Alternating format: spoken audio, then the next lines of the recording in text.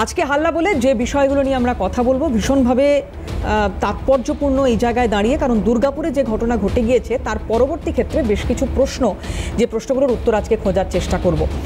একদিকে যখন দুর্গাপুরের বিষয় নিয়ে কথা বলবো তখন তার পাশাপাশি উত্তরবঙ্গের পরিস্থিতি এবং এই মুহূর্তে যেভাবে উত্তরবঙ্গের পাশে মাননীয় মুখ্যমন্ত্রী মমতা বন্দ্যোপাধ্যায় রয়েছেন, ত্রাণ পৌঁছে দিচ্ছেন, ক্ষতিপূরণের চেক আজকেও তুলে দিয়েছেন বিভিন্ন পরিবারের হাতে, চাকরির কথা বলেছেন, ব্যবস্থা করেছেন। এই সব কিছুর মধ্যেও রাজনৈতিক বিশ্লেষকদের একাংশ যেটা মনে করছে সেটারও উত্তর খোঁজার চেষ্টা করব, যে এই তৃণমূল কংগ্রেস দল হিসেবে যেভাবে পাশে থেকেছে, আমি সরকারের দিকটা বাদ দিলাম, দল হিসেবে যেভাবে পাশে থেকেছে উত্তরবঙ্গের মানুষের, সেই জায়গা থেকে উত্তরবঙ্গের তৃণমূল কংগ্রেসের সংগঠন তাকে কি আরও খানিকটা মজবুত করবে, খানিকটা অক্সিজেন আরও বেশি দেবে, পায়ের তলার মাটি কি ফিরে পাবে তৃণমূল কংগ্রেস? এই প্রশ্নের উত্তর খোঁজার চেষ্টা করবো, কিন্তু শুরুতেই নজর রাখতে হচ্ছে দুর্গাপুরের দিকে। দুর্গাপুরের যে ঘটনা, সেই ঘটনায় যেভাবে একেবারে 48 ঘন্টার মধ্যে অ্যারেস্টের ঘটনা, 5 জন এখনো পর্যন্ত অ্যারেস্ট হয়েছেন, এবং যেটা আমরা গতকাল পর্যন্ত দেখেছিলাম যে বামেদের পথে থাকতে, কংগ্রেসকেও পথে থাকতে, কিছু ক্ষেত্রে আন্দোলন, কিছু ক্ষেত্রে বিক্ষোভ ইত্যাদি প্রদর্শনে, আজকে হঠাৎ করেই ভ্যানিশ হয়ে গেল যেন এই দুটো রাজনৈতিক দল। বিজেপি এখনও ময়দানে আছে, কিন্তু মমতা বন্দ্যোপাধ্যায়ের জিরো টলারেন্স নীতি, কোথাও কি সেইটাই এখানে বিরোধীদেরকে, বা বলা ভালো বিশেষ করে যদি আমি বলি বাম এবং কংগ্রেসকে এক্ষেত্রে অনেকটা দূরে রাখছে, এই পরিসর থেকে অনেকটা দূরে রাখছে? শুরুতেই সেই প্রতিবেদন।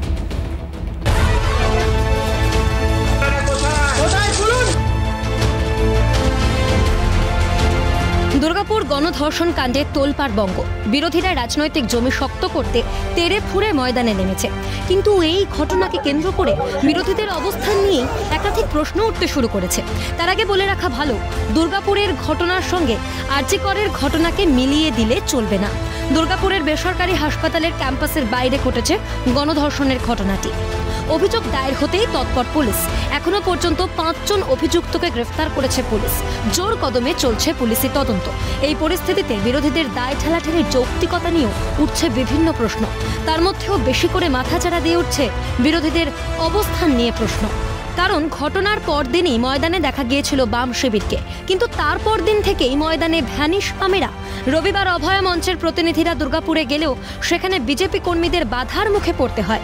বিজেপি নেতা কর্মীদের সঙ্গে একপ্রস্থ বাকবিতণ্ডায় জড়ান চিকিৎসক সমাজের প্রতিনিধিরা। কিন্তু ঘটনাক্রমের ছবি থেকেই স্পষ্ট, এই আন্দোলনের ব্যাটন কার্যত বিজেপির হাতে। নির্যাতিতার বাবাকেও কার্যত দেখে দেখে রাখছেন গেরুয়া শিবিরের নেতারাই। অনেকেই সমালোচনার সুরে বলেন, আরজি করের আন্দোলনের চালিকা শক্তি ছিল বামেরাই, তাহলে এই ঘটনার একদিনের মাথায় অবস্থান বদল কেন? বিজেপির অবস্থান বুঝতে পেরেই ল্যাচ গুটিয়ে ময়দান ছাড়ল তারা, নাকি ডাবল ইঞ্জিন সরকারের বাড়তি মাইলেজের কাছে দিশেহারা তারা? রাজ্য সরকারের কঠোর পদক্ষেপও তাদের ময়দান ছাড়ার অন্যতম কারণ হলেও হতে পারে। এখানে রাজনীতি করার কোনো জায়গা আছে? এইটা একটা সামাজিক অপরাধ যেটা হয়েছে, তাতে পুলিশ তদবির করবে নিশ্চয়ই, এবং যিনি মেয়েটি আক্রান্ত, যার উপরে এটা হয়েছে, সে তো তার 164 স্টেটমেন্ট দিয়ে ডিপোজ করবে। ওইগুলো হতে দিন না, এখানে রাজনীতি করার কোনো জায়গা আছে? সব মিলিয়ে দুর্গাপুর গণধর্ষণের ঘটনায় সরকারের জিরো টলারেন্স নীতি, অন্যদিকে বিরোধীদের বিচ্ছিন্ন অবস্থান 26-এর নির্বাচনের ফলের ইঙ্গিতকেই কার্যত স্পষ্ট করছে, তা বলাই যায়। ক্যালকাটা নিউজ। আজকে আমাদের সঙ্গে যারা প্যানেলে উপস্থিত রয়েছেন এবার তাদের সঙ্গে একে একে আলাপ করাবো। আমার সঙ্গে রয়েছেন বিজেপি মুখপাত্র অরিজিৎ বক্সী, অরিজিৎ দাকে স্বাগত জানাই। রয়েছেন আমাদের সঙ্গে তৃণমূল মুখপাত্র তন্ময় ঘোষ, তন্ময় দাকেও স্বাগত জানাবো। আমার সঙ্গে সিপিএম নেতা গৌরব মজুমদার রয়েছেন, গৌরব দাকে স্বাগত জানাবো, এবং কেতন জয়সওয়াল কংগ্রেস মুখপাত্র রয়েছেন, কেতনকেও স্বাগত জানাই। আমি তন্ময় দাকে দিয়ে শুরু করি। তন্ময় দা, আমার মনে পড়ে না আপনি শুনেছেন কিনা, এটা দিয়ে একটু শুরু করব, যে আজ তো ওড়িশার মহিলা কমিশন বাংলায় এসেছে। তো উড়িষ্যা বলুন বা উত্তরপ্রদেশ বলুন বা মণিপুর বলুন, এই সমস্ত জায়গাগুলোতে সেখানকার মহিলা কমিশন ঘুরে দেখেছে বা বিজেপি বিক্ষোভ দেখিয়েছে, কোনো ঘটনা এরকম কিছু শুনেছেন কি? দেখুন, প্রথম কথা হচ্ছে যে ঘটনা ঘটেছে, একটা মর্মান্তিক নির্মম ঘটনা ঘটেছে। আমি দীর্ঘদিন ধরে একই কথা বলে আসছি, সেটা গত 1 বছর আরজি করার সময় থেকে নয়, তার অনেক আগে থেকে, যে ধর্ষণ একটা সংস্কৃতি। এই ধর্ষক মানসিকতাকে যদি সমাজ থেকে মুছে ফেলা না যায়, তাহলে কিন্তু এই ঘটনা আমরা একের পর এক দেখতেই থাকব। এটা হচ্ছে সামাজিকভাবে আমাদের সার্বিক দায় সকলের। এরপরে আসবে রাজনীতি, রাজনীতিকে বাদ দিয়ে তো কোনো কিছু হবে না। রাজনীতিতে যদি আসি তাহলে আমরা শুধু এটা কেন, গত 24 ঘন্টায় আপনাকে 3টে ঘটনার উল্লেখ করছি। এক, উত্তরপ্রদেশে একটা 16 বছরের নাবালিকাকে, দলিত নাবালিকাকে ধর্ষণ করা হয়েছে। ত্রিপুরা 16 মাসের একটা বাচ্চা শিশুকে ধর্ষণ করা হয়েছে। মানে এগুলো যে আমাদের বলতে হয় টিভিতে এসে, 16 মাসের একটা বাচ্চা, তাকে আবার ধর্ষণ, মানে আমাদের মানব সভ্যতার লজ্জা। তৃতীয় ঘটনা, গোয়ার একটা স্কুল ছাত্রীকে ধর্ষণ করা হয়েছে। ঘটনাক্রমে 3টেই বিজেপি শাসিত রাজ্য। আপনি প্রশ্ন করলেন যে সেই জায়গাগুলোতে জাতীয় মহিলা কমিশন যায় কি যায় না। জাতীয় মহিলা কমিশন সেই দিন থেকে এই নামটা মুছে ফেলা উচিত ছিল ভারতবর্ষ থেকে, যেদিন মণিপুরে স্বাধীনতা পরবর্তী সবথেকে কলঙ্কজনক অধ্যায় বলে যদি কিছু থেকে থাকে, 2জন তরুণীকে নগ্ন করে যখন হাঁটানো হচ্ছিল এবং হায়নার দল তাদের শরীরের বিভিন্ন অঙ্গ প্রত্যঙ্গে হাত দিতে দিতে যাচ্ছিল, আমার মনে হয় না ভারত ছাড়া বা যে কোনো দেশে এরকম সভ্য সমাজে এরকম ঘটনা ঘটে। সেখানে জাতীয় মহিলা কমিশন কোথায় ছিলেন? জাননি। তার মানে রাজনীতি আসবেই। আমার বক্তব্য হচ্ছে, আপনারা যখন রাজনীতি করবেন সার্বিক বিষয় নিয়ে রাজনীতি করুন। বিরোধীদের কাজ যে কোনো জায়গায়, সংসদীয় গণতন্ত্রে বিরোধীদের কাজ তারা স্বর তুলবেন, বিরোধী অবস্থান নেবেন এবং সেটা সংসদীয় গণতন্ত্রকে শক্তিশালী করে, শাসকদেরকে চাপে রাখে। কিন্তু বিরোধী দল যদি মাত্র সিলেক্টিভ প্রোটেস্ট করে, তখন মানুষ বুঝতে পারে যে এটা শুধু রাজনীতি করার জন্যই রাজনীতি, ওই কজটার জন্য রাজনীতি নয়। চিন্তার বিষয়টা সেখানে। আমি আরও এক গাদা তথ্য দিতে পারি বা এই আপনাদের অনুষ্ঠান চলাকালীন আরও হয়তো তথ্য দেব, তাতে কিছু এসে যায় না। কিন্তু এটা আপনি খুব মানে সঠিক জায়গাটা এখানে ধরেছেন, বা এটা নিয়ে আমরা ডেফিনেটলি এর আগেও কথা বলেছি। জানি না এই রকম একটি সামাজিক ব্যাধির হাত থেকে কবে মুক্তি মিলবে। আমি অরিজিৎদের কাছে ঠিক এই জায়গাটাই আসব, যে একটা ব্যাধি, এই ব্যাধি দূরীকরণে আমরা জানি না মানে কিভাবে এটা সম্ভব, এই ব্যাধি আদৌ দূরীকরণ করা যায় কিনা। কিন্তু যখন এই ঘটনার 48 ঘন্টার মধ্যে 5 জন অ্যারেস্ট হয়, তখনও সরকারের ভূমিকাকেই কাঠগড়ায় তোলা হয় কেন?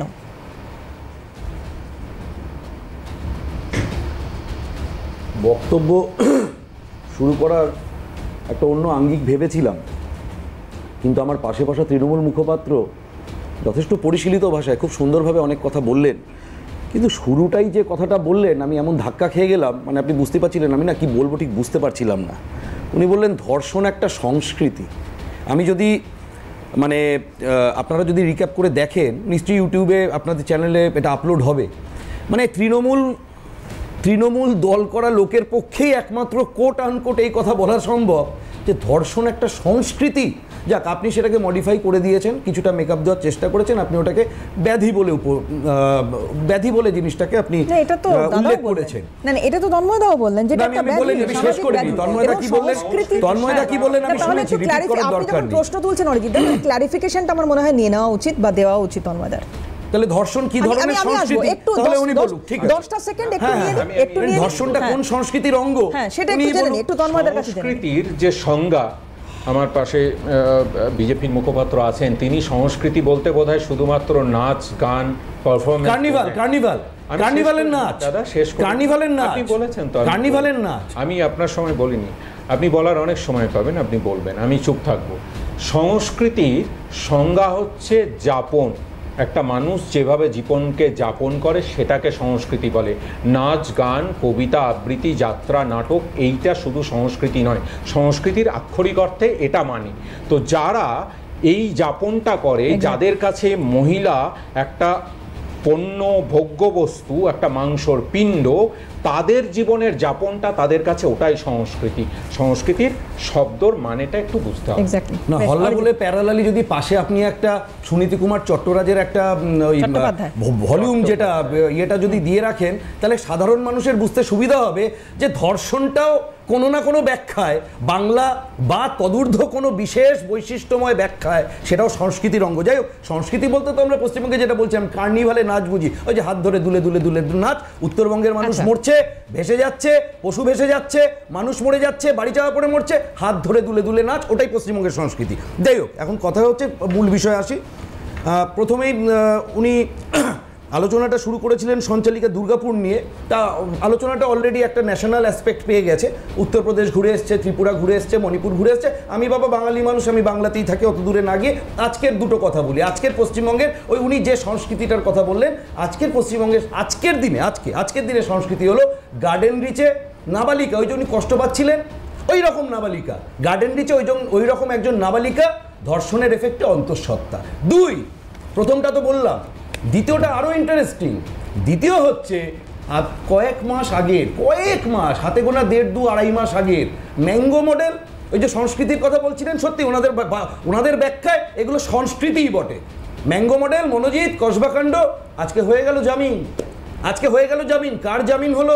সেই অভিযুক্ত যিনি দরজা টেনে দিয়ে, লোহার দরজা টেনে দিয়ে ঘর বন্ধ করে এই ধর্ষণ, ওই মনোজিৎদের ধর্ষণ করতে সাহায্য জুগিয়েছিল, সে আজকে জামিন পেয়ে গেল।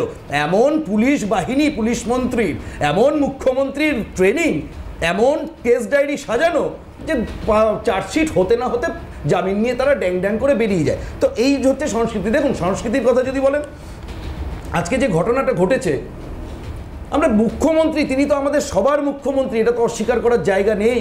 তিনি পশ্চিমবঙ্গের অ্যাপেক্স বডি, একদম মাথায় বসে আছেন, প্রশাসন থেকে শুরু করে সমস্ত কিছু।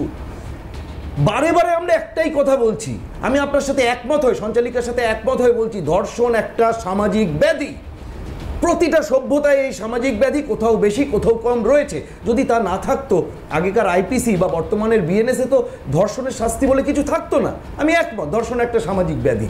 কিন্তু এই সামাজিক ব্যাধিকে সরকারে থাকা জনপ্রতিনিধি, যিনি সরকার পরিচালনা করছেন, আইনের যিনি রক্ষক, আইনের যিনি পালক, তিনি কিভাবে ইমপ্লিমেন্ট করছেন, তার বক্তব্যের মধ্যে থেকে যখন ফুটে বেরোয়, তখন না বুকে খুব ব্যথা লাগে।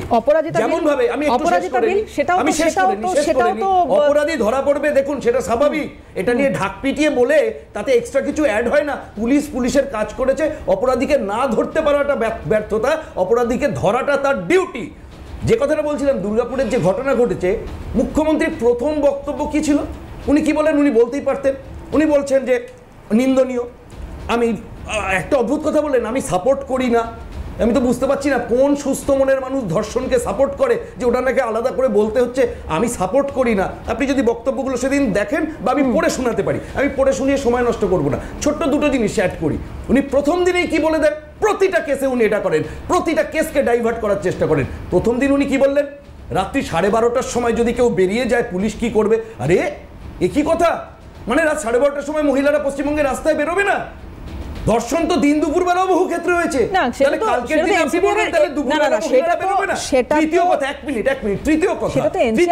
তৃতীয় কথা, এই কলকাতা শহর কি সেফেস্ট সিটি বলছে দাদা? বলতে পারে, আমরা এখানে তার নমুনা পাচ্ছি না। তৃতীয় কথা, যে ঘটনা ঘটেছে বিষয়ে আসি।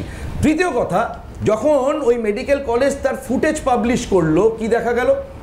সেই যিনি ভিকটিম তরুণী, তিনি কটা নাগাদ বেরিয়েছিলেন? 7:58। সিসিটিভি ফুটেজে 7:58 তিনি ক্যাম্পাস ছেড়ে বেরোচ্ছেন। তিনি ফিরছেন কখন? সিসিটিভি ফুটেজ দেখাচ্ছে তিনি 9:38 বা 40 নাগাদ আবার ক্যাম্পাসে ফিরে আসছেন।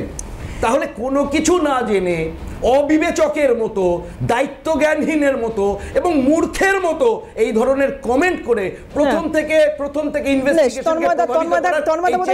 ক্রমাগত আমাদের মুখ্যমন্ত্রী, আমরা একটু প্লিজ ব্যক্তিগত আক্রমণগুলো একটু অ্যাভয়েড করি দাদা, প্লিজ। মূর্খ মানে এই ধরনের শব্দবন্ধগুলো একটুখানি অ্যাভয়েড করি। মূর্খতা না থাকলে উনি এই ধরনের কথা বলেন কেন? আপনি একমাত্র তিনি বলেছিলেন ঠিক আছে, অরিজিৎ না প্লিজ একটু আমরা চেয়ারটা সম্মান করে বলি, কোনো অসুবিধা নেই, আপনি সমালোচনা করুন ডেফিনেটলি, কিন্তু সংস্কৃতির শব্দগুলো বুঝেছি। ঠিক আছে, এক বললেন না যে এই রকম কথা যে কেউ বলবে না, লজ্জা পাবে। আমি ওনার দলেরই একটা উদাহরণ দিই, তারা লজ্জা পান না। যখন বিলকিস বানু মামলায় যখন বেরিয়ে আসে তাদেরকে মালা পরানো হয়েছিল যারা ধর্ষক হিসাবে অভিযুক্ত তাদেরকে, সেটা একমাত্র বিজেপি ছাড়া, তৃণমূল বললে মিথ্যে, বিজেপি সব সত্যি, বিজেপি সব সত্যি। আপনি যদি দেখাতে পারেন, এটা দেখাতে পারেন, আপনি যদি আপনার আমি ক্ষমা চেয়ে নেব আপনার কাছে। আপনি যদি এটা দেখাতে পারেন, বলছি, আপনি যখন বলছেন আমি কাউন্টার করতে পারতাম, করিনি, আপনি করছেন। কার্যকর্তারা মালা পরিয়ে একটু শুনে নি দাদা, একটু শুনে নি দাদা, একটু শুনে নি, আবার আপনার সময় আপনি বলবেন প্লিজ। হ্যাঁ, আপনি আপনার সময় যত ইচ্ছে সত্যি কথা বলুন, আমার কথাটা আমাকে বলতে দিন। এক, দ্বিতীয় কথা হচ্ছে মুখ্যমন্ত্রীর কথাকে বিভিন্নভাবে বিকৃত করা হয়েছে, সেটা নিয়ে যে সংবাদ মাধ্যম প্রথম বিকৃত করেছিল তারা তারপরে সেটা এডিট করে ঠিকও করেছে, এবং মুখ্যমন্ত্রী উত্তরবঙ্গ থেকে প্রেস কনফারেন্সে বলেওছেন তিনি যেটা বলতে চেয়েছেন সেই মানেটা, বাকিরা তাই নিয়ে রাজনীতি করছেন। আমি সেই বিষয়ে, সেই জন্য যেহেতু তিনি নিজে ব্যাখ্যা দিয়েছেন, আমি সেই ব্যাখ্যায় ঢুকছি না। আমার বক্তব্য হচ্ছে আমরা এখানে যে কোনো বিষয়ে যদি এরকম ঘটনা ঘটে থাকে, 24 ঘন্টার মধ্যে 5 জন অ্যারেস্ট হয়েছে, তাদের 3 জনের পুলিশ কাস্টাডি হয়েছে, বাকি 2 জনকেও রিমান্ডে নেওয়ার জন্য আবেদন জানানো হবে। আর কি হতে পারে, যা যা হওয়ার আইন অনুযায়ী তাই হবে। একটা ঘৃণ্যতম ঘটনা ঘটেছে, যেটা ঘটা উচিত নয় কোনো সভ্য সমাজে, কিন্তু ঘটার পরে আইন বা প্রশাসন তার ব্যবস্থা নেবে, এটাই স্বাভাবিক। এবং ধর্ষণ যে দেশগুলোতে বেশি হয়, আমি আবার এখানে একটা তথ্য দিচ্ছি, 2013 সালে, মানে বিজেপি শাসিত কেন্দ্র সরকার আসার আগে, আমি বলছি না, কেন্দ্র সরকারের রিপোর্ট আছে, আপনারা গুগল করলেও পাবেন, চেক করে দেখুন, মহিলাদের ওপর অত্যাচারের যে সংখ্যা ছিল পার ইয়ার, সেটা হচ্ছে 3.09 লাখ।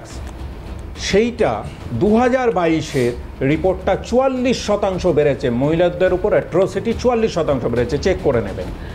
এই যে বাড়া, তার মানে কোথায় গিয়ে এই প্রশাসন, কেন্দ্রের প্রশাসনের সময় মহিলাদের উপর অত্যাচার বাড়ছে, তার ছোট্ট একটা নমুনা দিলাম। আরও অনেক তথ্য দিতে পারি, তথ্যর ভিত্তিতে বলতে গেলে পরপর বলতে পারি। আমার বক্তব্য হচ্ছে যে বিষয়গুলোতে ধর্ষণ মুক্ত সমাজ গড়তে গেলে করতে হয়, সেই বিষয়গুলো যদি আমরা শুরুতে অ্যাড্রেস না করি, তার মধ্যে অন্যতম হচ্ছে সোশ্যাল স্টিগমা, সামাজিক যে একটা সবসময় আমার ধর্ষণ হয়ে গেলে এটা বোধহয় আমার এক।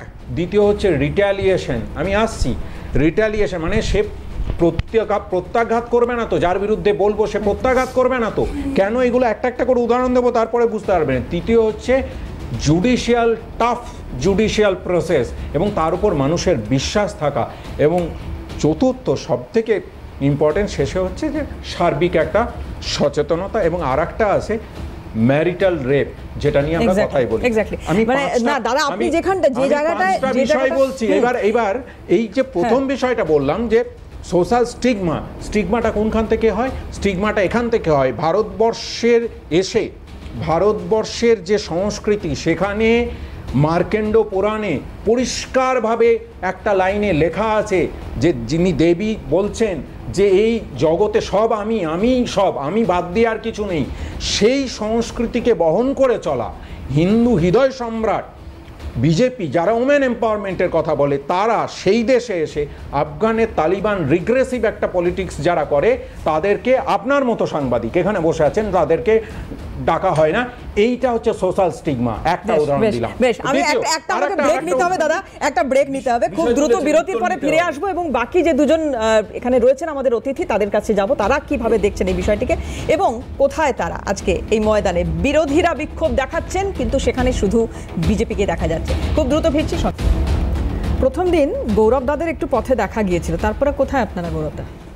প্রথম কথা হচ্ছে কোথায়, এটার থেকে বড় কথা আজকে দাঁড়িয়ে যে আলোচনা এক্ষুনি হলো, যে তৃণমূল এবং বিজেপির প্রতিনিধি যারা আলোচনা করলেন, এখন তৃণমূলের প্রতিনিধি সংস্কৃতি নিয়ে অনেক 5টা পয়েন্ট বললেন, বিজেপির প্রতিনিধিও তার পাল্টা সংস্কৃতি নিয়ে কিছু বললেন। কিন্তু প্রশ্নটা হচ্ছে, সত্যি পশ্চিমবাংলায় ধর্ষণ একটা সংস্কৃতিতে পরিণত হয়েছে এবং সেই সংস্কৃতির ধারকবাহক হয়েছে এই রাজ্যের সরকার। তার কারণ আপনি কলেজগুলোর অভ্যন্তরে দেখবেন, তার কারণ আপনি আরজিকর হসপিটালের অভ্যন্তরে দেখবেন, আর আজকে দাঁড়িয়ে দুর্গাপুর মেডিকেল কলেজের আইকেআর মেডিকেল কলেজের অভ্যন্তরে। এখন প্রশ্নটা হচ্ছে, এই সংস্কৃতি তখনই বন্ধ করা যায় যদি রাজ্যের সরকার এই সমস্ত কিছুর বিরুদ্ধে তাদের নিজেদের অবস্থান সঠিকভাবে তারা নিজেদের অবস্থান নেয়। এইখানে আমি একটা কথা একটু বলে দিই গৌরবদা, সেটা হচ্ছে দুর্গাপুর হাসপাতালের মানে মেডিকেল কলেজ হাসপাতালের ভেতরে কোনো ঘটনা ঘটেনি, বাইরে হয়েছে, জঙ্গলের মধ্যে হয়েছে। যেহেতু তদন্ত চলছে ফলে এখনো এটা নিয়ে তো কিছু বলা যাচ্ছে না। তবে একটা তথ্য এখানে একটু শেয়ার করে রাখি, ওই মেয়েটি যে সময় নিয়ে একটা কনফিউশন তৈরি হচ্ছে সিসিটিভি ফুটেজ, তাতে যে টাইমটা আছে আমি সেটা ধরেই বলছি, যে সময় মেয়েটি বেরিয়েছিল, মেয়েটি যে কথা বলেছে বা যেটা জানা যাচ্ছে সূত্র মারফত, যে মেয়েটি খেতে বেরিয়েছিল, খাবার খেতে বেরিয়েছিল তার এক বন্ধুর সঙ্গে। না না, আমি সেটাও বলছি না, তার এক বন্ধুর সঙ্গে। এবার বিষয়টা হচ্ছে এখানে যেখানে খাবারের দোকান সেই দিকে না গিয়ে মেয়েটি বা ছেলেটি তারা জঙ্গলের দিকে গেছিল। এবার এটা নিয়ে প্রশ্ন থাকতে পারে যে ছেলেটির কোনো এখানে মদত ছিল কি মেয়েটিকে জঙ্গলে নিয়ে। আমি বলছি দুর্গাপুর হাসপাতালের ভেতরে এই ধরনের ঘটনা ঘটেছে, এটা আমরা একটু অ্যাভয়েড করি, এটা একটু অ্যাভয়েড করি। হ্যাঁ, মেয়েটি খাবারের দোকানে না গিয়ে তার উল্টো দিকে ছেলেটির সঙ্গে গেছে, তার মানে ধর্ষণ হবে এরকম নয়। প্রশ্নটা এটা নয়, হ্যাঁ প্রশ্নটা হচ্ছে এ রাজ্যের নতুন কিছু ঘটনা এটা নয়। এ রাজ্যে মনোজিৎ মিশ্র মডেল আমরা দেখেছি। এ রাজ্যের বুকে হাসখালিতে মেয়েটি প্রেগনেন্ট কিনা এটা আমাদের বিচার করতে হবে, এই বক্তব্য রাজ্যের মুখ্যমন্ত্রীর কাছে দেখেছি। এ রাজ্যের বুকে ধর্ষণের রেট বেঁধে দেওয়া, এই বক্তব্য আমরা রাজ্যের মুখ্যমন্ত্রীর কাছে দেখেছি। সুতরাং মেয়েটি খাবার খেতে গেল কি জঙ্গলের দিকে গেল, প্রশ্নটা এটা নয়। প্রশ্নটা এটাও নয় যে এখানে বিজেপির প্রতিনিধি অনেক কথা বললেন, তিনি এটা বললেন না উত্তরপ্রদেশের যিনি মুখ্যমন্ত্রী তিনি সরকারে আসার পর প্রথম যে আইনটা করেছিলেন যে সন্ধ্যেবেলায় মহিলারা প্রাইভেট টিউশনে যেতে পারবে না, তিনি এই কথাটা বললেন না। তার কারণ, হ্যাঁ নিশ্চয়ই আছে, দেখিয়ে দেবো, কোনো চিন্তা নেই, ঠিক আছে, ঠিক দাদা আপনি বলবার সময় বলেছেন, আপনার সময় বিরক্ত করেনি তো, প্লিজ আপনি বসুন চুপ করে, বলুন বলুন বলুন। এটাও বললেন না। প্রশ্নটা হচ্ছে এখানে দাঁড়িয়ে রাজ্যের মুখ্যমন্ত্রীর যে কথা বলা উচিত ছিল, যে ধরনের পদক্ষেপ গ্রহণ করা উচিত ছিল, সেই পদক্ষেপ আজ পর্যন্ত তিনি গ্রহণ করেননি। 5 জন অ্যারেস্ট হবার পরেও 5 জন অ্যারেস্ট, আরে অ্যারেস্ট তো হবেই। আপনি সাজা দেখেছেন? মনোজিৎ মিশ্র আজকে দাঁড়িয়ে বলছিলেন ওই যে একজন ছাড়া পেয়েছেন, একজন জামিন পেয়েছেন। আপনি লিখে রাখুন এই মনোজিৎ মিশ্র জামিন পাবেন। এ রাজ্যের বুকে কোর্টে গিয়ে আরজি করের মামলা কোর্টে গিয়ে সিবিআই থেকে শুরু করে কলকাতা পুলিশ প্রশ্নের মুখে পড়ছে যে একা সঞ্জয় রায়ের পক্ষে কি সম্ভব এই ঘটনা ঘটানো? আর সেখানে দাঁড়িয়ে এই সঞ্জয়ের হয়ে বা সঞ্জয়দের হয়ে রাজ্যের নেতা মন্ত্রী থেকে শুরু করে বিভিন্ন প্রশাসনিক প্রধানরা তারা হচ্ছে যে বিভিন্ন ধরনের বক্তব্য ওখানে পেশ করছেন। আজকে পর্যন্ত আমরা সরকারের কোনো ভূমিকা গ্রহণ বা সরকারের কোনো পদক্ষেপ আমরা হচ্ছে যে দেখিনি। না হাসখালির ক্ষেত্রে দেখেছি, না কামদুনির ক্ষেত্রে দেখেছি, না পার্ক স্ট্রিটের ক্ষেত্রে দেখেছি, না ওই যে দলুয়াখাকি গ্রাম ওই যে ডায়মন্ড হারবারের ওখানেও তো মহিলাদের ওপর অত্যাচার হয়েছিল। আর তামান্না আমরা দেখেছি ছোট বাচ্চা, তৃণমূলের মানে দস্যুরা যে উল্লাস, সেই উল্লাসে বোমে একটা বাচ্চা 14 বছরের একটা বাচ্চাকে প্রাণ হারাতে হয়। তার মানে গৌরবদা সরকার তৃণমূল এদের পৃষ্ঠপোষকতা করে এবং তাদের পাশে দাঁড়ায়। আজকে দাঁড়িয়ে উনি সংস্কৃতির কথা বলছিলেন, হ্যাঁ ঠিক, এই সংস্কৃতি পরিণত হয়েছে রাজ্যের বুকে। আমি তন্ময়দার কাছে আসবো, তন্ময়দার কাছে। তার আগে যেটা গৌরবদার বক্তব্য সেটা হচ্ছে যে এখানে সরকার কিছুই করছে না। আমি যেটা বুঝতে পারলাম আপনার মানে নির্যাস কিছুই করছে না সরকার। কেতানের কাছে আসি, কেতানের কি মূল্যায়ন? দেখুন, রাজ্যে তো মানে নারীর নিরাপত্তা বলুন বা ল অ্যান্ড অর্ডার, এটাও একটা ল অ্যান্ড অর্ডারের সাবজেক্ট। রাজ্যে তো ল অ্যান্ড অর্ডার বলে কিছু চোখে পড়ে না, মানে সন্ত্রাস বলুন, অন্যান্য সব যত রকম ক্রাইম বলুন, সেগুলো ধর্ষণও রয়েছে। মহিলাদের বিরুদ্ধে তো আমরা এটা কোনো নতুন নয়। এখানে দেখুন সব থেকে বড় যেটা মানে ভারতবর্ষে এই মুহূর্তে কোন রাজ্যটায় ল অ্যান্ড অর্ডার চোখে পড়ছে? না না, সব জায়গায় আছে বিষয়টা। মানে আমি বলছি এটা কংগ্রেসের চোখে কোন রাজ্যতে ল অ্যান্ড অর্ডার আছে বলে কংগ্রেস মনে করে? সরকার আছে, আপনি দেখুন তেলেঙ্গানা বলুন, কর্ণাটক বলুন, হিমাচল প্রদেশ বলুন, সেই জায়গাতে ঘটনা হলে সেখানে প্রম্পট অ্যাকশন হয়। কিন্তু বিষয়টা হচ্ছে এখানকার মুখ্যমন্ত্রীর মধ্যে আমার আর কোনো মুখ্যমন্ত্রী নেই যিনি ঘটনা ঘটার 24 ঘন্টা 48 ঘন্টার মধ্যেই একটা বেঁধে দেন।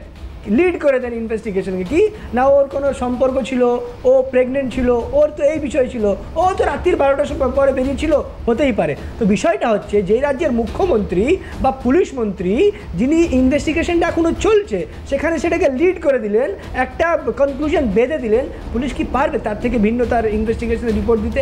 পারবে না। তো এটা হচ্ছে সব থেকে বড় বিষয়। দেখুন, একটা এই ধরনের ঘটনা ঘটলো, এটা সামাজিক ব্যাধি অবশ্যই, কিন্তু বিষয়টি তা বলে তো শাসক দল যারা আছে বা প্রশাসন বা পুলিশ তারা তো তাদের দায় এড়িয়ে দিতে পারে না।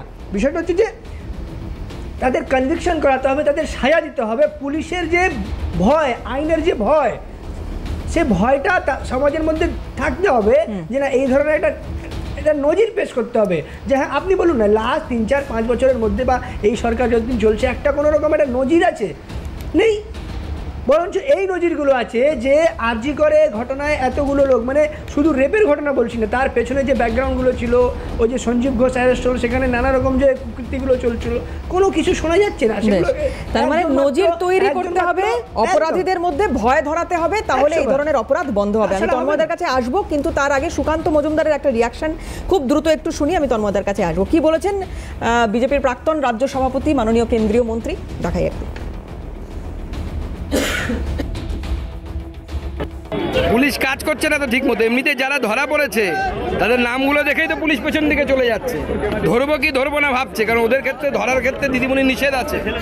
আজকে মুখ্যমন্ত্রীর জন্য বাংলার মানুষের মান সম্মান হেড হয়ে গেল। আমরা তো নিজেদের মেয়েদেরকে বাঁচাতে পারছি না, উড়িষ্যা থেকে যে এসেছিল তাকেও বাঁচাতে পারছি না। সুকান্তবাবুকে দিয়ে শুরু করি। সুকান্তবাবু ঘটনাচক্রে আমার ব্যাচমেট পড়াশোনার ক্ষেত্রে, যাই হোক। তো সুকান্তবাবু একটা কলেজে পড়ান, কিন্তু এখন রাজনৈতিক দায়বদ্ধতা থেকে বিভিন্ন কিছু বলতে হচ্ছে। বললেন নামগুলো বলা যাচ্ছে না, আমি একটা নাম বলি তাহলে ওনার সুবিধা হবে। পঞ্চম ধৃত ব্যক্তিটির নাম অপু বাউরি। উনি বোধহয় প্রথম 4টে নাম নিয়ে খুব বেশি চিন্তিত হয়ে পড়েছিলেন, সেই জন্যে এই স্টেটমেন্টটা দিলেন। পঞ্চম নামটা ওনার কাছে পৌঁছায়নি, আমি আপনাদের মাধ্যমে পৌঁছে দিলাম। তারপরে উনি কিছুক্ষণ পরে স্টেটমেন্ট ডিলিট করবেন।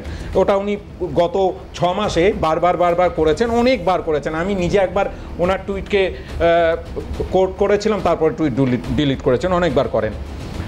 বামপন্থী বন্ধুর কথায় আসি। বামপন্থী বন্ধু তারা রাস্তায় নেমে লড়াই করবেন, সেটাই স্বাভাবিক। শুধু বানতলা, ধানতলা, নেতায় সেখানকার রেপগুলো রেপ ছিল না। মনীষা ব্যানার্জি কী করে কলকাতা বিশ্ববিদ্যালয় থেকে হাওয়া হয়ে গেছিল সেটা আর এখনো অবধি তদন্ত হয়নি।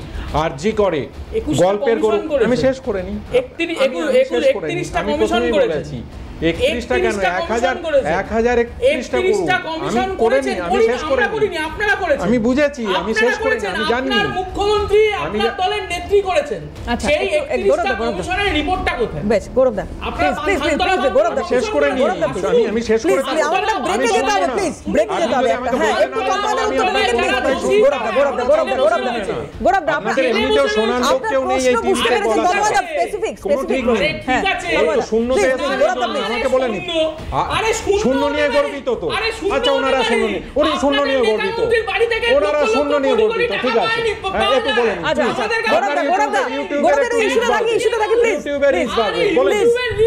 আপনাদের রাজনীতি তো ইউটিউব দিয়ে, বলে নিন। হ্যাঁ, আপনার রিচ বাড়বে, বলে নিন।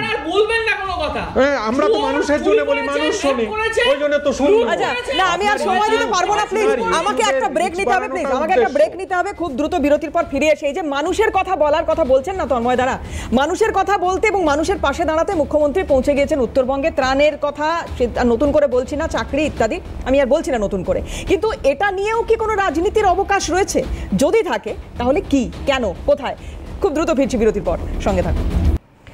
উত্তরবঙ্গে যা সাম্প্রতিক ভোটের ফল বলুন, বা যদি আমি এর আগে লোকসভা, বিধানসভা, তার আগের লোকসভা ইত্যাদি দেখি, তাহলে বিধানসভাবারই তো বটেই, লোকসভা ভিত্তিক ফলেও বিজেপির ভিড় যথেষ্ট শক্ত, সেটা বোঝা গিয়েছে।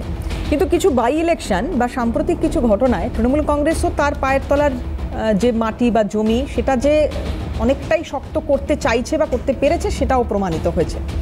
কিন্তু তারপরেও নিন্দুকের তো অভাব নেই। তারা যে কথা বলতে শুরু করেছে যে উত্তরবঙ্গে যেভাবে তৃণমূল কংগ্রেস সেখানকার মানুষের পাশে দাঁড়িয়েছে, তাতে নাকি পায়ের তলার মাটি তারা ফিরে পাচ্ছে। হারিয়ে গিয়েছিল কিনা জানি না, কিন্তু ফিরে পাচ্ছে, এই যুক্তি বা এগুলো বলার কি কারণ জানি না। যাই হোক, একটু আলোচনা তো করবো এটা নিয়ে, কিন্তু তার আগে একটা প্রতিবেদন দেখুন।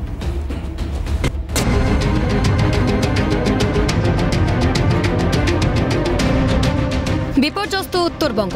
রাজ্য সরকারের প্রচেষ্টায় ধীরে ধীরে ছন্দে ফিরছে পাহাড় থেকে সমতল। বিরোধীদের শত বিদ্রুপকে উপেক্ষা করে নিজের কর্তব্যে অবিচল মুখ্যমন্ত্রী।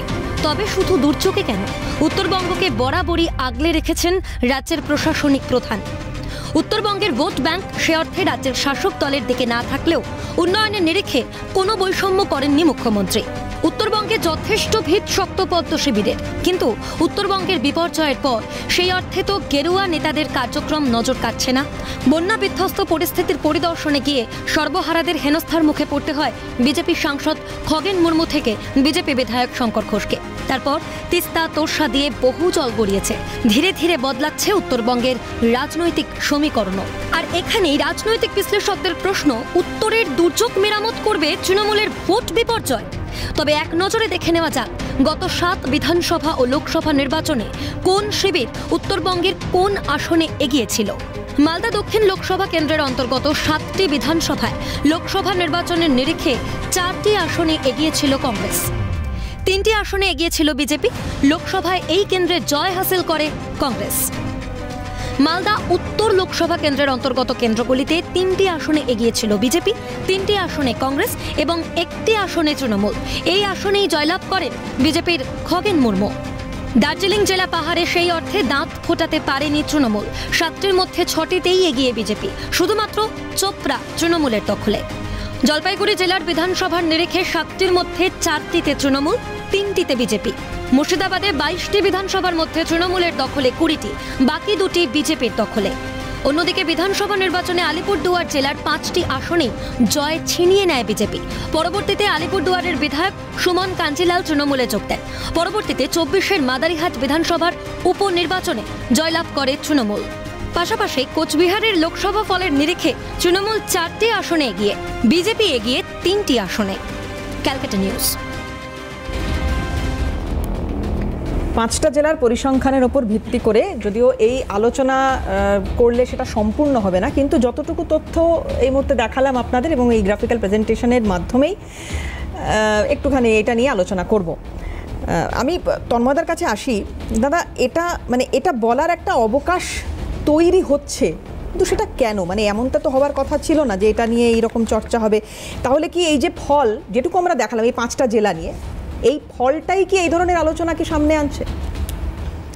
হ্যাঁ, গত কয়েকটা নির্বাচনে, মূলত 21-এর নির্বাচনে, 19-এর নির্বাচনে, এই নির্বাচনগুলিতে উত্তরবঙ্গের যে লোকসভা কেন্দ্র ভিত্তিক আপনারা তথ্যটা দিলেন, এই লোকসভা কেন্দ্রগুলোতে বিধানসভা ভিত্তিক ফল এবং তারপরে 19-এর লোকসভার ক্ষেত্রে বলছি এবং 21-এর লোকসভা বিধানসভাতেও এগুলোতে বিজেপি যথেষ্ট ভালো এগিয়েছিল এবং যথেষ্ট ভালো রেজাল্ট ছিল। আমাদের থেকে তাদের জয়ের সংখ্যা, আসন সংখ্যা বেশি ছিল। এখানে অস্বীকার কিছু নেই, যেটা ফ্যাক্ট সেটা ফ্যাক্ট। 2024-এর যদি লোকসভা নির্বাচনের যেটা আপনারা দেখালেন, 2024-এ কিন্তু দেখুন পরিবর্তনটা কিভাবে হতে শুরু করেছে। কোচবিহার, যেখানে কেন্দ্রীয় মন্ত্রী নিশীথ প্রামাণিক ছিলেন, সেখানে তিনি তো হারলেন, সঙ্গে কোচবিহারের মেজরিটি বিধানসভা কিন্তু তৃণমূল কংগ্রেস জিতে গেল। আপনি যদি জলপাইগুড়িতে যান, জলপাইগুড়িও কিন্তু একই ট্রেন্ড ধরে রাখল। আলিপুরদুয়ারে প্রথমে 5টার মধ্যে খারাপ হলেও পরে সুমন আমাদের দলে যোগদান করলো এবং মাদারিহাট খুব গুরুত্বপূর্ণ। মাদারিহাট বিধানসভা অত্যন্ত গুরুত্বপূর্ণ। যারা মাটির খোঁজ খবর রাখেন, আমি জেলাভিত্তিক সমস্ত জায়গায় যাই, বুথ স্তরে যাই, মাদারিহাটের যে জনভিত্তি, সেই জনভিত্তি থেকে ওই আসনটি বের করে আনা তৃণমূলের জন্য নিশ্চিতভাবে আলিপুরদুয়ারের ক্ষেত্রে অন্যতম ব্রেক থ্রু বলে আমরা মনে করি। এরপরে মালদা উত্তর, আপনি দিনাজপুরটা মাঝখান থেকে বাদ দিয়েছেন। হ্যাঁ, আমি দিনাজপুরে ঢুকলাম, মালদা উত্তরে যদি লোকসভা নির্বাচনের ফলাফল ভালোভাবে দেখেন, তাহলে মালদা উত্তরে কংগ্রেস, জাতীয় কংগ্রেস একটা বড় সংখ্যক ভোট কেটে নিয়েছে। তারা একটা বড় সংখ্যক ভোট পেয়েছে। এই বিধানসভার জনগোষ্ঠীর যদি ভিত্তি দেখি, একটা হচ্ছে নমশূদ্র অংশের একটা বড় অংশের ভোট আছে, একটা মুসলিম সম্প্রদায়ের বড় অংশের ভোট আছে। এইখানে নমশূদ্র এবং মুসলিম ভোটের মধ্যে মুসলিম ভোটের একটা অংশ কংগ্রেসের প্রার্থী যিনি ছিলেন তিনি পেয়েছেন এবং নমশূদ্রদের একটা বড় অংশের ভোট বিজেপির কাছে গেছে। আমি নির্বাচনী কোনো রাজনীতির ব্যক্তিত্বর বাইরে গিয়ে নির্বাচনের কি রেজাল্ট হয়েছে সেটা স্ট্যাটিস্টিক্সগত দিক থেকে বললাম। এরপর আপনি যে প্রশ্নটা যেটা নিয়ে এই প্রতিবেদনটা, যে এই ঘটনার প্রেক্ষিতে রাজনৈতিকভাবে তৃণমূল কংগ্রেসের লাভ হবে কি হবে না, প্রথম কথা হচ্ছে আমরা রাজনৈতিকভাবে লাভ হবে কি হবে না এটার কথা ভেবে আমাদের মাননীয় মুখ্যমন্ত্রী তিনি এটা করছেন না।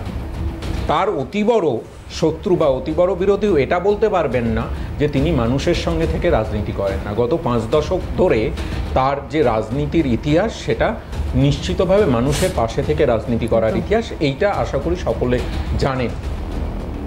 ঠিক একই ঘটনা দেখুন, তিনি একদিন পর ওখানে পৌঁছেছেন এবং সেখানে থাকার পরে কাটিয়ে এসে এখানে একদিন এসেছিলেন, খড়গপুরে একটা প্রোগ্রাম ছিল, সেই প্রোগ্রাম ক্যান্সেল হয়েছে, কেন হয়েছে সেগুলো নিয়ে তিনি বিবৃতি দিয়েছেন, আমি সেটাই যাচ্ছি না। আবার চলে গেছেন এখানে, পুরো সপ্তাহ জুড়ে তিনি রাস্তায় রাস্তায় ঘুরছেন, বাড়ি বাড়ি ঘুরছেন।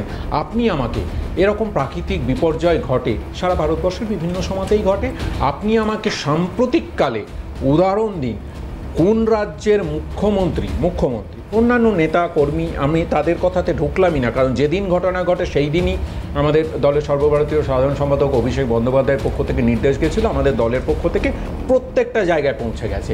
এখন আমার বক্তব্য হচ্ছে যারা নির্বাচিত জনপ্রতিনিধি তারা সেখানে যাবেন, সেটাই স্বাভাবিক। সেই চিত্রটা অন্যদের ক্ষেত্রে দেখলাম না। দ্বিতীয় কথা হচ্ছে একটা উদাহরণ, যিনি মুখ্যমন্ত্রী নিজে 8 দিন 10 দিন ধরে ওই রকম এলাকায় পড়ে থেকে নিজে তদারকি করছেন, দেখাতে পারবেন। এই যে এমপ্যাথেটিক্যাল পলিটিক্স, এটা বাংলার মানুষ যে কারণে বারবার তৃণমূল কংগ্রেসকে আশীর্বাদ করছে, আমি নিশ্চিত আগামী 26-এর নির্বাচনে উত্তরবঙ্গে আপনারা এই এমপ্যাথিটার রেজাল্ট দেখতে পাবেন বলে আমার মনে হয়। আমি অরিজিৎদার কাছে ভেবেছিলাম যাব, কিন্তু যখন মাঝখানে একটু কংগ্রেসের প্রসঙ্গ এলো, মালদা মুর্শিদাবাদের কথা যদি আলাদাভাবে বলি তাহলে সেখানে এখনও পর্যন্ত হয়তো কেতনরা আরও বেটার বলতে পারবে যে কংগ্রেসের সংগঠন অন্যান্য জায়গার তুলনায় বেটার, মানে এটা আমরা এখন অবধি জানি। আমি জানি না অরিজিনাল কি, মানে তোমরা কি দেখছো, মানে গ্রাউন্ড জিরো রিপোর্ট কি, আমি এটা জানি না। কেতন, তোমার কাছে জানতে চাই কংগ্রেসের তরফ থেকে কি কি এখনও অবধি পদক্ষেপ বা অধীর রঞ্জন চৌধুরীর একটা বক্তব্য, আমি সেটা শুনিয়ে তোমার কাছে আসবো। কংগ্রেস এখনও অবধি ত্রাণের ক্ষেত্রে, কংগ্রেস এখনও অবধি মানুষের পাশে থাকার ক্ষেত্রে কি কি ভূমিকা নিয়েছে, তার আগে একটু অধীর চৌধুরীর এই রিয়াকশনটা শুনিয়ে আসবো তোমার কাছে। দেখুন, ত্রাণ নিয়ে যাচ্ছে, উত্তরবঙ্গে প্রাণ চলে গেল, এখন ত্রাণ নিয়ে গল্প হচ্ছে। আবার ওখানে আরেকটা কি কথা বলবে দেখুন, পাহাড় দেখবে, জঙ্গল দেখবে, গন্ডার দেখবে, হাতি দেখবে, কত রকম তার মনে কত রকমের কবিত্ব বেরিয়ে আসবে। মানুষের জন্য কিছু হচ্ছে না, উত্তরবঙ্গ শেষ, জীবন দুর্বিষহ হয়ে গেছে। একটু রাজনীতি করার জন্যই এই বক্তব্য, এটা তো ফ্যাক্ট, যেটা বললেন বিষয়টা হচ্ছে মানে মুখ্যমন্ত্রী ওখানে সাধারণ মানুষ এত সমস্যায় রয়েছেন, এত মানুষের মৃত্যু হয়েছে, তারপরে উনি ওদের পাশে দাঁড়াচ্ছেন, আর অধীর চৌধুরীর মনে হচ্ছে উনি গন্ডার দেখতে গেছেন। হ্যাঁ, কবিতা দেখতে পারে, কারণ যেই মুখ্যমন্ত্রী যখন, মানে যদি গন্ডার উনি দেখেও থাকেন সেটা কি অন্যায় করছেন? ওখানে তো পশু পাখিরাও ভেসে যাচ্ছে, ওইভাবে সমস্যার মধ্যে রয়েছে তারা। না, বিষয়টা হচ্ছে যে যেই মুখ্যমন্ত্রী যেই মুহূর্তটি, মানে একদম সেই মুহূর্তটি হয়তো কোনো বাচ্চা কোনো মানে জলের স্রোতে হয়তো তার ঘর বাড়ি ভেঙে যাচ্ছে, সেই সময় বিপর্যয়টা চলছে, সেই সময় তিনি নাচতে পারেন, সে মুখ্যমন্ত্রী সেখানে গিয়ে করতেই পারেন। কিন্তু বিষয়টা হচ্ছে আজকে এইসব ব্যাপারে রাজনীতি বা কার কোথায় মানে মাটি শক্ত হবে সেটাও আলোচনা করাটাই মানে এটা কতটা দুর্ভাগ্যের বিষয় যে একটা দলের সেখানে মানে সংগঠন ভালো হওয়ার বা ফল ভালো হওয়ার ক্ষেত্রে একটা এত বড় একটা দুর্যোগ হতে হবে। কিন্তু বিষয়টা হচ্ছে যে যেটা সরকারের উপর যে আমরা প্রশ্নটা করছি, যে দেখুন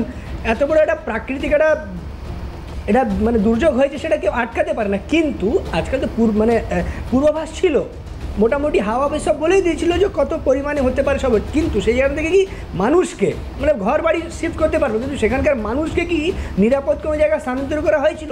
তাহলে হয়তো আমরা প্রাণহানিটাকে হয়তো আমরা মানে সেই সংখ্যাটা হয়তো কমাতে পারতাম বা সেটাকে শূন্য করতে পারতাম, যেখানে অন্যান্য রাজ্যে আমি যেটা দেখেছি। কিন্তু বিষয়টা হচ্ছে তখন সরকারের কোনো তৎপরতা ছিল না, সরকার এদিকে কোনো মাথা ব্যথা ছিল না। যখন হয়ে গেছে তখন সরকার আজ বিরোধীদের চাপে বলুন বা যে কোনো বা সামনে 26-এর ভোট আছে সেই লোভে বলুন, সেখানে গিয়ে এখন মুখ্যমন্ত্রীকে সেটা করতে হচ্ছে। কিন্তু বিষয়টা হচ্ছে যে এটা তো খুব দুর্ভাগ্যের না, যদি এই আলোচনা আমাদেরকে করতে হচ্ছে যে এই দুর্যোগ হওয়ার পর এখানে মানুষের প্রাণ চলে গেল, প্রাণ বাঁচানো যেত। আমি বারবার বলছি প্রাণ বাঁচানো যেত যদি সেখানকার মানুষকে স্থানান্তরিত করা যেত, যদি ট্রান্সফার করা যেত কোনো নিরাপদ জায়গায়, তাহলে অ্যাটলিস্ট মানে আপনি বাড়ি ঘর এগুলো না বাঁচাতে পারলেও প্রাণ বাঁচানো যেত। তাই প্রাণ আপনি বাঁচাতে পারলেন না, আজকে ত্রাণ নিয়ে দেখাচ্ছেন যে আমি বিরাট কিছু করছি। আরে ত্রাণ দেওয়া তো সরকারের কর্তব্য, সেই কর্তব্যের কোনো অস্বাভাবিক কিছু নেই। যেখানে অস্বাভাবিক হচ্ছে যে এই ফোরকাস্ট থাকার সত্ত্বেও, এই পূর্বাভাস থাকার সত্ত্বেও সরকার প্রোঅ্যাক্টিভ কোনো মেজার্স নেয়নি। সরকার হওয়ার পরে গিয়ে সেখানে করতেই হবে, সামনে ভোট আছে, দেখাতেই হবে। ব্রেকে যাওয়ার আগে খুব ছোট করে তন্ময়দার, হ্যাঁ তন্ময়দার বলবো, হিমাচল প্রদেশে রিসেন্টলি আমরা ভয়াবহ একটা ছবি দেখেছিলাম, একটা গ্রামের উপর দিয়ে পুরো হরপাবান চলে গেছিল। আমরা হিমাচলের মাননীয় মুখ্যমন্ত্রী তিনি কি ওইভাবে ওখানে গিয়েছিলেন? আমি ছবিটা দেখিনি, আপনাদের থাকলে দেখালে। আপনার না, আমার ব্যর্থতা তো আমি স্বীকার করছি, সেইটা হচ্ছে যদি একটু পিসিআর কে চালাতে বলেন। আমি 10 দিন ধরে আমাদের মুখ্যমন্ত্রী ওখানে পড়ে আছেন, আর ওখানে কতক্ষণ ছিলেন? আমি আসবো বিরতির পর। তৃণমূল যদি উত্তরবঙ্গে পায়ের তলার মাটি ফিরেই পায়, আমি বলছি কোট আনকোট, তাহলে যাদের মাটি শক্ত ছিল তারা কি মাটি হারাচ্ছে? অরিজিৎ দা, দেখুন, এই প্রশ্নটা আপনি টপিকটা শুরুতেই তৃণমূল মুখপাত্রের দিকেই প্রথমে রেখেছিলেন এবং তিনিও সম্মত হয়েছেন আপনার সাথে। আপনার টপিকে উনি বলেছেন, হ্যাঁ, উনি বিভিন্ন জেলার ওয়াইজ বিভিন্ন একটা তথ্য দিয়ে বললেন যে কীভাবে ওনারা পায়ের তলায় মাটি ফিরে পাচ্ছেন। কিন্তু এটা তো আমাকে একটা অন্যরকম আশঙ্কাজনক পরিস্থিতিতে ফেলছে। আমি আপনাকে 3টে বক্তব্য খুব ছোট করে, সময় বেশি নেই আমি জানি, খুব ছোট্ট করে পড়ে শোনাবো। 30 তারিখে আলিপুর আবহাওয়া দপ্তরের অধিকর্তা হাবিবুর রহমান প্রেস বিট করে, আপনার চ্যানেলও ছিল, বললেন উত্তরবঙ্গে 2 তারিখে ভারী বৃষ্টিপাতের সম্ভাবনা দার্জিলিং, কালিম্পং, কুচবিহার, আলিপুরদুয়ার, জলপাইগুড়িতে। 3 তারিখে আরও বাড়বে, সাথে জলপাইগুড়িতে 5 তারিখে অতি ভারী বৃষ্টিপাত হবে। এটা কিন্তু বলল 30 নয়, অর্থাৎ ঘটনার 5 দিন আগে। তার ঠিক পরেই চলে যাচ্ছি 2 তারিখে 2/10 সৌরিশ বন্দ্যোপাধ্যায়, আলিপুর আবহাওয়া দপ্তরের আরেকজন অধিকর্তা, উনি কি বললেন? উত্তরবঙ্গের জেলাগুলিতে বিশেষত দার্জিলিং, জলপাইগুড়ি, কোচবিহার, আলিপুরদুয়ারে ভূমিধসের সম্ভাবনা, খুব স্পেসিফিক্যালি বললেন। তার সাথে প্যারালালি সেন্ট্রালের জিএসআই, জিওলজিক্যাল সার্ভে অফ ইন্ডিয়ার অধিকর্তা শৈবাল ঘোষ, উনি 4 তারিখে প্রেস ব্রিফিংয়ে বললেন যে আমরা কিন্তু ভেরি হাই ল্যান্ডস্লাইডের ওয়ার্নিং 2 থেকে 2:15 মধ্যে দিয়ে দিয়েছি, ঘটনার 10 থেকে 12 ঘন্টা আগে। এই 3টে বক্তব্য যখন প্রশাসনের কাছে গেল, মুখ্যমন্ত্রীর কাছে আমি নিশ্চিত এত হাই সেন্সিটিভ মেসেজ মুখ্যমন্ত্রীর কাছে পৌঁছেছিল, তিনি 12 ঘন্টা কিছু করলেন না। তিনি তারপরের দিন কার্নিভালে দুপুরবেলা বেলা 12টায় নাচতে চলে গেলেন এবং সেখানে গিয়ে কি বললেন? 108টা ক্লাব আসছে, আমরা কি না থেকে পারি? উনি এতটা ইনসেনসিটিভের মতো কথা বললেন। তারপরে যখন দেখলেন যে ডিজাস্টার হয়ে গেছে, তখন কি বললেন? এই যে বাহানা বানানোর টেন্ডেন্সি, এটাকে ওনাকে ছাড়তে হবে, আর নেওয়া যাচ্ছে না। উনি কি বললেন? প্রশাসন অ্যালার্ট করেছিল, কিন্তু সবাই না নিজের বাড়ি ছেড়ে নড়তে চায় না। কি এটা একটা কথা মুখ্যমন্ত্রীর? আরে মুখ্যমন্ত্রী, যখন করুণাময়ীতে ওই আচার্য সদনের সামনে টিচাররা বসেছিল, তাদের লাঠি দিয়ে আপনার পুলিশের ইভ্যাকুয়েট করতে 30 সেকেন্ড সময় লেগেছিল। শিয়ালদায় যখন চাকরি চলে যাওয়া লোকগুলো বসেছিল, তাদের খেয়ে দিতে আপনার 15 মিনিট সময় লেগেছিল। আর মানুষের জীবন চলে যাবে, বলছে ভূমিধস হবে, বন্যা হবে, অতি ভারী বৃষ্টিপাত, আপনি বলছেন বাড়ি ছেড়ে যেতে চাইনি বলে। এটা কি অরিজিৎ দা জাতীয় বিপর্যয়? আমি শেষ কথা, শুধু জাতীয় বিপর্যয় অরিজিৎ দা আমি বলতে চাইছি, তার মানে এটা ডেলিভারেট নেগলিজেন্স। যদি ত্রাণ দিয়ে তৃণমূলের সংগঠন শক্ত হয়ে থাকে ওখানে, তাহলে ডেলিভারেট নেগলিজেন্স করে মানুষের জীবন ছিনিয়ে নিয়ে ওখানে ত্রাণ। আমি বুঝলাম আপনার কথা, আমি আপনার কথা বুঝলাম, জাতীয় বিপর্যয়। এইবার এখানে একটা বড় কথায় আসি, একদম ভালো জায়গা তুলেছেন। আমাদের ওখানে যিনি এমপি রয়েছেন রাজু বিস্তা, তিনি তার খোলা চিঠিতে খুব পরিষ্কারভাবে লিখে দিয়েছেন, আপনি এমপি ল্যাডের চ্যাপ্টার 8-এর প্যারাগ্রাফ 8টা একবার পড়ে দেখবেন। যতক্ষণ না পর্যন্ত রাজ্য সরকার, স্টেট গভর্নমেন্ট এটাকে ডিজাস্টার যতক্ষণ না ঘোষণা করছে, ততক্ষণ পর্যন্ত সেন্ট্রাল গভর্নমেন্ট SDRF এর 75% টাকা পাঠাতে পারছে না। রাজু বিস্তা বারে বারে বলছে, আমি আমার এমপি ল্যাডের পুরো টাকা ওখানে দিয়ে দিতে চাই, কিন্তু যতক্ষণ না পর্যন্ত মুখ্যমন্ত্রী এটাকে ডিজাস্টার বলে ঘোষণা, নোটিফিকেশন যতক্ষণ না দিচ্ছেন, আমি দিতে পারছি না। উনি আগ্রহ করেছেন জিটি এর কাছে, জিটি এর সভাপতি।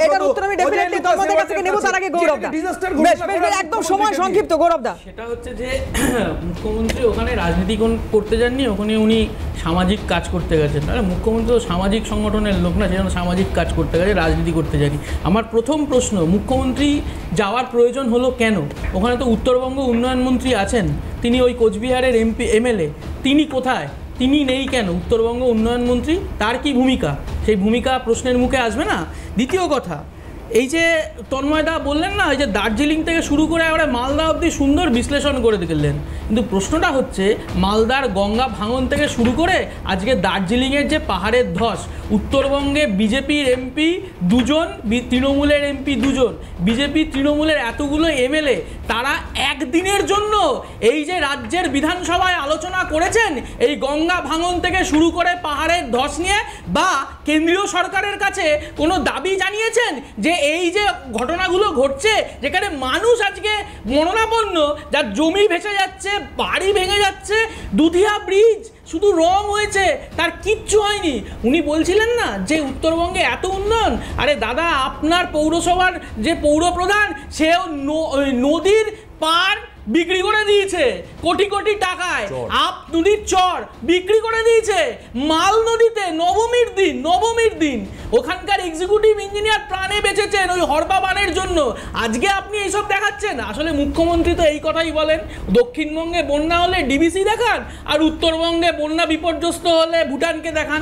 এই হচ্ছে মুখ্যমন্ত্রীর। আমরা না ঘাটাল মাস্টার প্ল্যান দেখতে পাই, না ওখানে তিস্তার ভাঙন রোধ করবার জন্য মুখ্যমন্ত্রীর কোনো বক্তব্য দেখতে চাই। আসলে বিজেপি আর তৃণমূল এরা একে অপরের পরিপূরক। আপনি প্রশ্ন করলেন বিজেপিকে জাতীয় বিপর্যয় ঘোষণা হবে কিনা, উনি বললেন এমপি ল্যাডের টাকা খরচ অমুক তুসুক। আরে দাদা পরিষ্কার বলুন যে জাতীয় বিপর্যয় ঘোষণা করতে হবে কেন্দ্রীয় সরকারকে, কেন্দ্রীয় সরকারকে বলুন, রাজ্য সরকারকে বলুন, আমরা করব।